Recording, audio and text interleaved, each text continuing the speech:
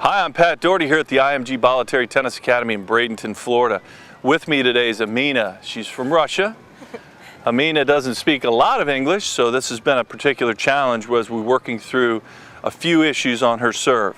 One is she had a pretty profound hitch. And what I want to focus on today is some of the processes and progressions that I take kids through to help them work through this. It's one thing to identify that someone has a hitch, but then how do you go about fixing it? And that's what we're going to focus on today. Let you take a look. Now, what we see there, as I'm referring to as a hitch, is as she goes through the motion here and starts into the swing, her shoulders quit.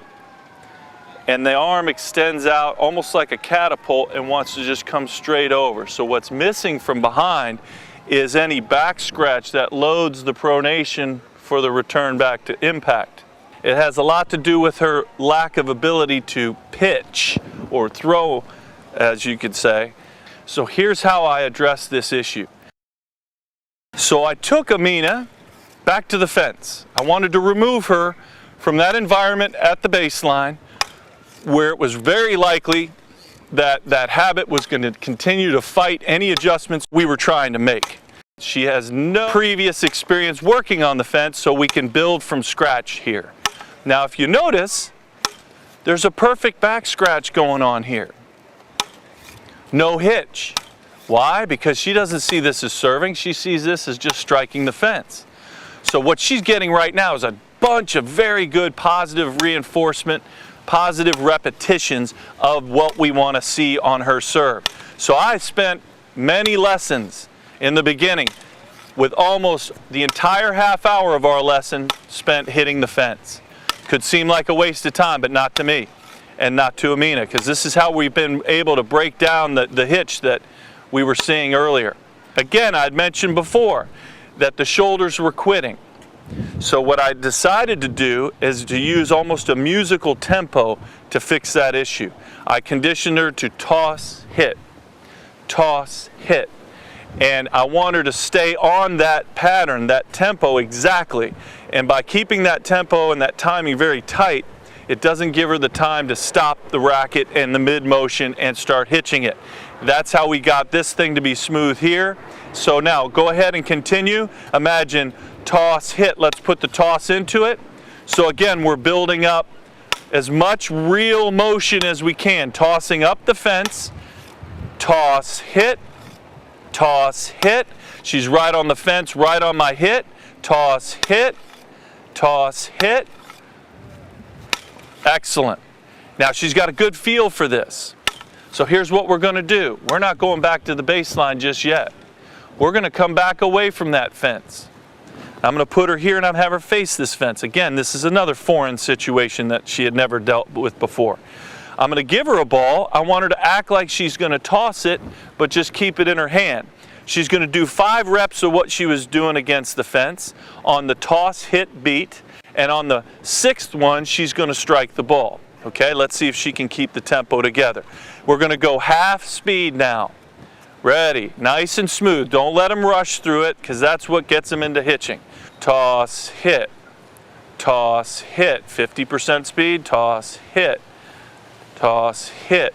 This is number 5, toss, hit, and 6. And I'm just trying to implant this new swing in, but it's usually this toss arm putting the ball in the air that also happens to create the stoppage and the hitching. So I'm trying to keep everything moving. Toss, hit, and just to keep everything in sync, where when this goes up, the arm doesn't quit working in the back. It keeps going and stays moving throughout the process. So I recommend a 50% speed. Don't emphasize power here just yet, even though she was hitting the fence pretty hard. But again, she's been doing this drill for a while. And keep it moving. And that's going to kind of keep the racket head going and start to build a back scratch into this. Now, after we've done a number of these reps like this, the third phase or the third stage of this is to take her to the line. She's going to keep the same routine going. Toss, hit, 50% speed, And the progression here on the 6th ball, she's going to strike the ball. You can see a nice swing developing there. She wanted to hitch there a little bit. Paused just for a moment. Not as bad as it was though. We're starting to progress away from that other habit. So we would go through 5 shadow swings, 1 hit. 5 shadow swings, 1 hit.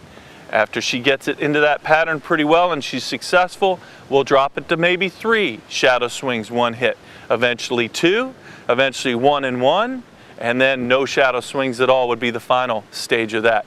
Remember, every good golfer takes a practice swing to get the feel before he actually strikes the ball. Even the best players in the world do that on every occasion. So it's a good way to get this stroke rebuilt the right way. And what's been interesting about this, when you have a hitch like that, a lot of times you have a lot of body motions going on that really don't fit in, and you're wondering, why is she doing this? Why is she doing that? She was stepping over on this foot and pushing, and it's because the rest of the body's working hard to compensate for this problem that's happening up top, hitching up, and the lack of throwing mechanics and stuff. So part of, in her training, I've got her focused now on powering up, and I use this fence all the time when I'm talking to my players. I'm saying, remember the fence, impact the fence with the top of the racket. You don't need to be at the very top of the fence to hit it. You don't need to strike all the way up where you're reaching and overextending. Bring the impact on the fence down to where you can make a good solid blow onto the fence, and that's going to be a good spot. So again, at 50% speed, we're going to get some good results here, and we'll slowly pick the speed up. But when I let her go 100% speed, the tendency to hitch comes back fairly soon.